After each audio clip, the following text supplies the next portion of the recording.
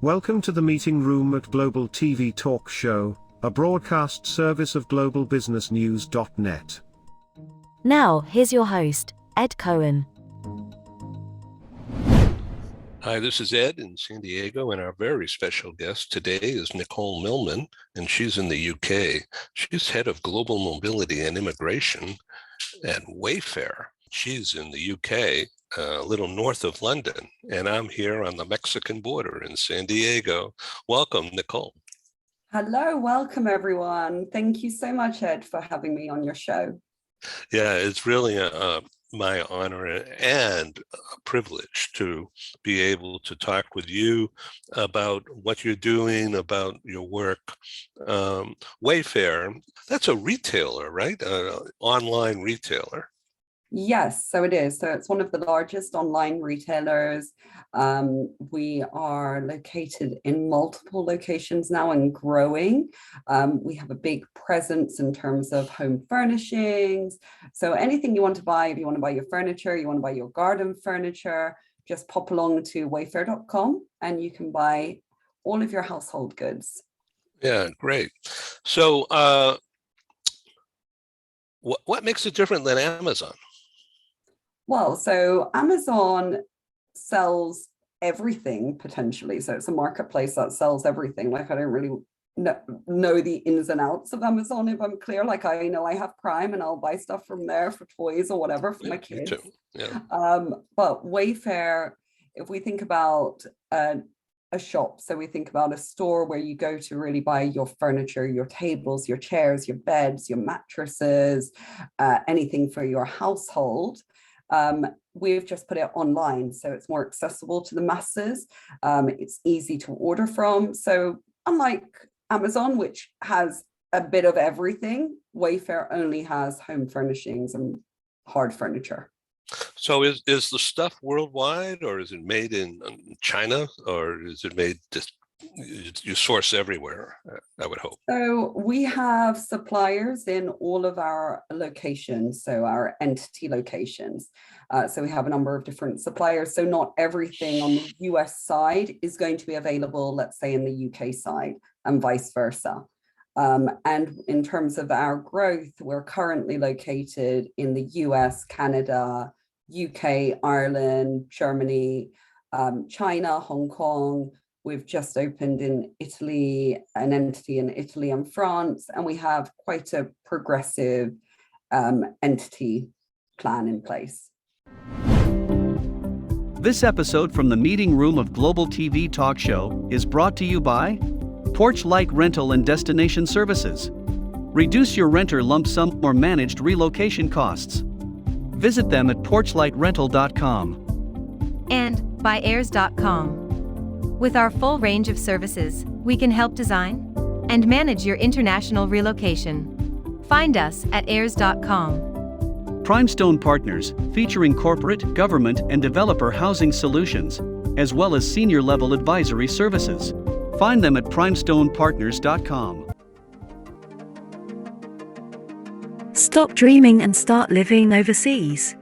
International lifestyle consultant Emily Braun can help you seamlessly transition to your new life in your dream destination. Whether you are a retiree, a digital nomad, or a mobile executive, Emily Braun can make your transition overseas a success. Visit emilybraun.com.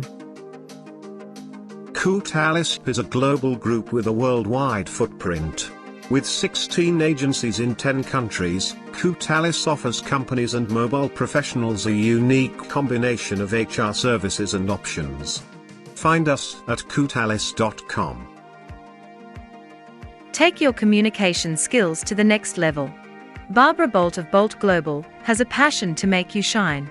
As our globe expands, effective intercultural communication and presentation is a must. Visit boltglobal.com. So I understand your US is in Boston? Yes, it is. So our headquarters is Boston, and we have a lovely building, not that I've been yet, in Boston, and a lot of my team are US based. Yeah, I'm originally from the Boston area, so that's why I happened to cue in on that. Yeah, you see, I had to be careful there because I don't know much about Boston's. I need to Well, watch. it used to be British a long time ago. But, You see, well, a lot of places were. I know, yeah. Okay, so how big a team do you have worldwide in your work? So my team, so we grew, I've been with Wayfair a year, we've grown quite substantially. So I put together an operating model. I've now got 4 people on the US immigration team. We've now filled all of our positions on that team. I've got a person for global mobility for the Americas region, a manager for global mobility for Europe and Asia.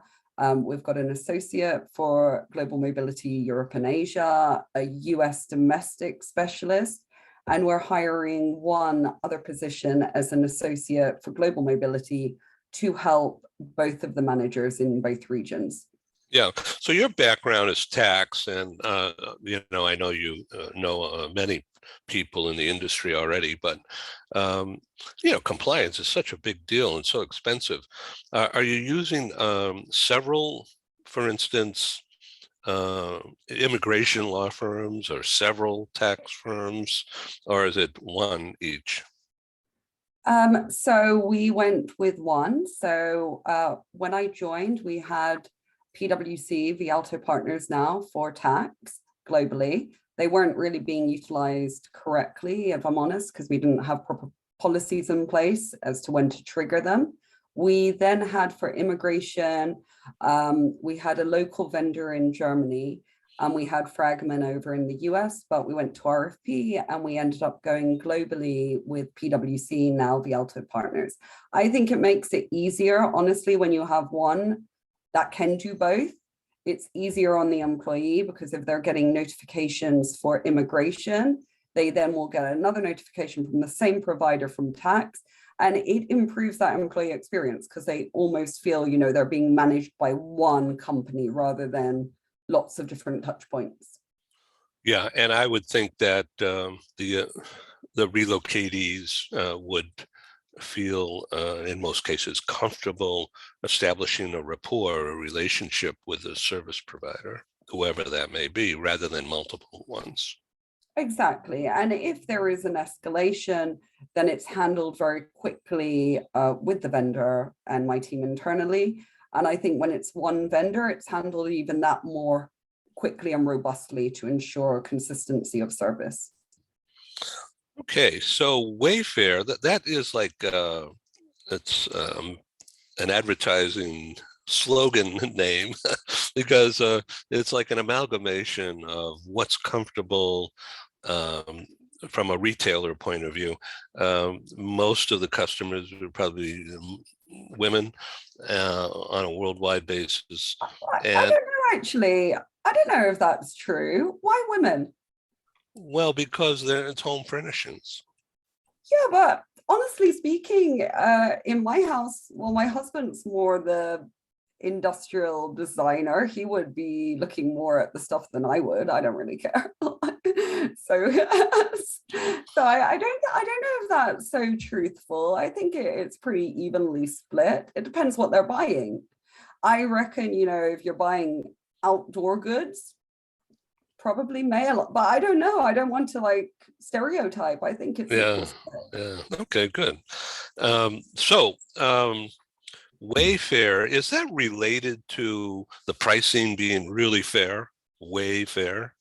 Exactly. Well, I think so. I think that was the concept behind it. I know there was a name prior that I don't remember what that was, but Wayfair's catchy, where way fair with the price, we're way fair with the products. Right. Well, at first I thought it was just an American slogan, but maybe it's a global slogan, and just perfect from a PR point of view, in my view. Great. I agree with you. Yeah. So as a corporation, is it a large company? I know you mentioned several locations, but is it, what's the population of the company? So we're approximately 20,000 Oh my God. global employees. So, and it's growing like year on year. When we look at our projections, we're looking at 30% growth year on year. So definitely growing as an organization. How has the pandemic impacted the company? So in terms of revenue and growth, I would say that the pandemic, for a lot of retailers, has been very positive because people were obviously in lockdown, so they're buying more furniture. They're also looking at redesigning their houses, etc. A lot of office furniture. So I would say from that aspect, very good. In terms of from a global mobility perspective, and when we think, okay, we need to relocate top talent and we need to bring in new top talent, a lot of our talent pools, so if we're bringing in, if I'm thinking of engineering talent pools, a lot of our talent is predominantly from India or Asia, and bringing them into Germany over COVID was a big struggle because Germany, either the consulates, especially in India, were delayed and backlogged to get appointments, or if people did get their work permits, actually arriving in Germany could be challenging due to border closures. Interesting. So what about returns? I mean, this is a company policy thing. Everybody's so used to Amazon where you just bring it back or take it to the UPS store and you're done with it. I don't think we need that question because I don't know anything about the returns and I haven't bought anything. Yeah, well, because my Joanne, she uses that kind of thing all the time, incessantly, and it's such an easy return. You buy something and if you don't like it or whatever, I mean, it's just poof, gone. And that kind of thing creates so much loyalty. I could see in what she's doing. So I'm just imagining in your kind of a business, your people are trained to handle so many different cultures, peoples and attitudes and ways of communicating. And that kind of thing must drive who you have as employees and how they're trained from around the world. And that goes to the immigration issue if you're moving people around. So I'm just talking about what I'm imagining a global company, 20,000 employees. That's a lot of people. It is definitely. Yeah. How many people do you process? Or, I know with the pandemic, the numbers are different and they're skewed, but how many have you done in the last year or so? So during the last year was much less than we would be looking at. So if I look at the projections for this year, for 2022, we're looking at approximately 470 moves. Now that is probably 60% new hires from abroad, and the rest either one-way transfers or assignments. That doesn't encompass our US domestic moves. So we also have probably about 400 or so US domestic moves as well. So quite a substantial program, really. Yeah, really. Wow. And do you want to talk about the budget for that kind of thing? Is that I would imagine it's huge. Yeah, no, let's not talk about budget. Yeah. Okay, good. Okay, so where do you go from here? More of the same, manage the process, make it better, just keep doing it better, learning from situations and applying it to the next project? So far in April, we launched our new policy suite. So we put together a robust benchmark policies that are in line with market. So we now have a suite of policies, long-term assignments. We've got 2 tiers for that, short-term assignment. We've got one-way transfer, and we've got 3 tiers for one-way transfer. So business initiated, a standard one, and self-initiated, a commuter policy, and then our US domestic policy. So we put together this suite of policies, which are core flex, point-based. The points align to the family size. And to derive at the policy, we've put together a robust consulting model. So we look to consult with the business to really understand what is the rationale for the move, what is the return on investment, what's the driver behind why we're doing this move, and then that derives at the correct policy type. And then we can look at, okay, how, in terms of points, what does that look like for the family size of the person that we're moving? So we launched that. We launched our assignment management tool with Benevo. And this also helps encompass a twofold. So not only an assignment management tool for my team, but also a platform for the employees to go in and select their benefits.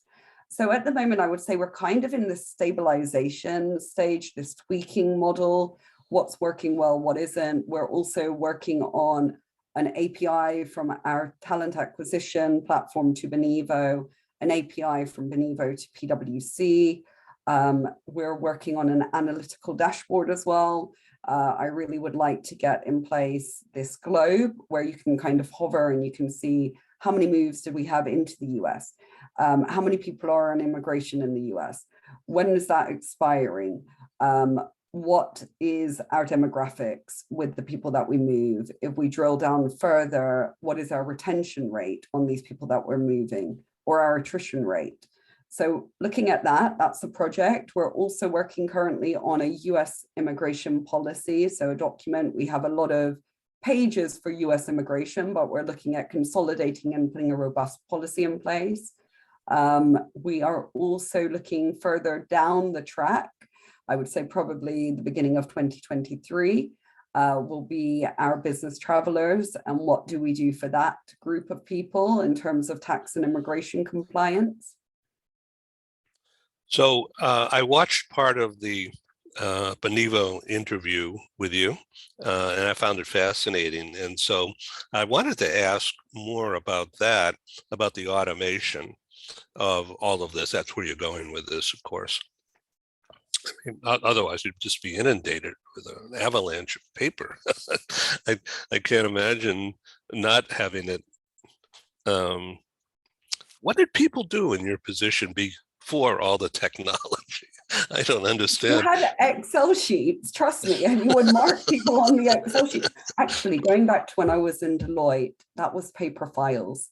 And we had a filing cabinet behind our desks. And you would go there and you would have, oh, this move that happened 5 years ago, we need to find out something about that. And you try to look, did people put it in alphabetical order? 9 times out of 10, they didn't. You would spend about 3 hours trying to find this one little assignment letter that was tucked away somewhere. Oh my God. Okay, so to what extent are you taking the system horizontally across the talent spectrum, talent management, into recruitment of the talent and then putting them into a position somewhere? Are you co-managing with your stakeholders across the people management aspect of the company? So we are really working very closely with talent acquisition. That's our main stakeholder, honestly, because of the volume of new hires. Yeah. And then in terms of what we've done for the other people that are moving, we're working very closely with business managers. We're including our talent team or HR team in these conversations, but we really want the business manager to take ownership. They want this move to happen. Why is it happening? In terms of how our reporting is, or how we're looking at filing cases. So Benevo would be our source of truth is the word that I'm looking for. But our assignment letters will filter into Workday from Benevo. So we are doing an API there as well. So if the HR manager or the business or the people manager would like to see, okay, how long are they on assignment? When is that expiring? That's in Workday. Our immigration is also held in Workday. So visa end dates are held in Workday. But for my team, it's easier, rather than pulling a report from Workday, pulling a report from talent acquisition, to have one system that houses everything for us to work from. We are pleased to welcome Adamo Education as a proud sponsor of Global TV Talk Show. The concept of a microschool is the reimagining of the one-room schoolhouse. My name is Tamara Becker. I'm the president and CEO of Adamo Education. The microschool concept really does not just lend itself to the personalization and the customization of learning, but also the social development and fostering that sense of love for learning. Unlike what we see in traditional brick and mortar schools, we have multiple grade levels in the same learning space. Students can be enriched by the socialization that they get, as well as the academic support from peers. What differentiates Adamo is the fact that we are taking the best pieces of brick and mortar, of digital, and then at-home learning. Students here can come 5 days a week. They can come 4 hours a day. It will really just depend on what is best for the student and for the parent. To enroll, just reach out via phone, text, or email, and we'll have that personalized conversation, and we'll be able to get you all set. Check us out at adamoeducation.org. Become a global player in your field. Cross Culture to Go provides virtual support for your global business and career success. We can help you thrive in 140 plus countries and markets. On the web at crossculturetogo.com. Well, Nicole, as we come to a close in this very brief interview, first of all, I want to thank you for your time, and this information is quite valuable for our network out there. We've had, according to Google Analytics, talking about technology, they've been measuring our broadcasting for about 2 years since we started. And it's over 170,000 audience page views, about 65% US, Canada, Mexico, Brazil, and about 18% in Asia Pacific. And Europe is very close to that. But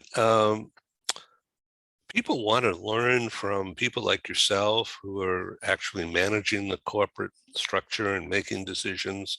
And I've learned a lot from you in this last 15, 20 minutes about the application of technology to what was a paper-based system and handling in volume and scale. So I thank you very much, and I welcome you. I invite you to be my guest again on Global TV when you have time. Oh, thank you so much, Ed. It's been a pleasure to be on this broadcast with you, and really hope that everyone got something out of what Wayfair's put together and how we're moving in the tech forward way. No, I think it'll be a lesson and, part of a learning system for our viewers. Approximately, according to Google Analytics, 95% of our audience is business to business. And almost all of that is people management and not only the corporate side, but the service providers worldwide. So thank you, Nicole. Have a good one. Take care. Thank you, Ed. Take care. Bye-bye. Thank you. Thank you for joining us in the meeting room at Global TV Talk Show. Have a wonderful day, and stay safe.